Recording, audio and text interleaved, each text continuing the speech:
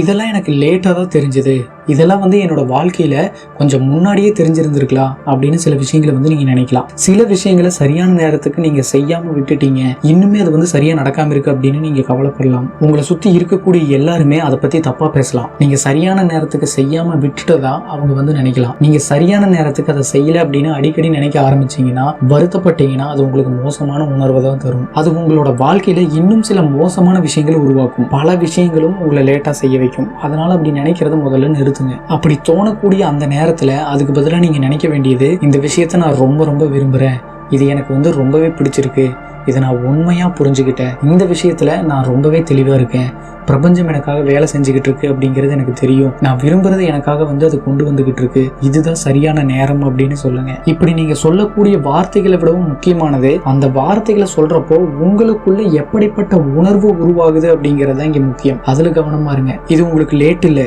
இப்பதான் நீங்க நினைச்சது நடக்க போற சரியான நேரம், அதுக்கான தொடக்கம். தயாரா இருங்க.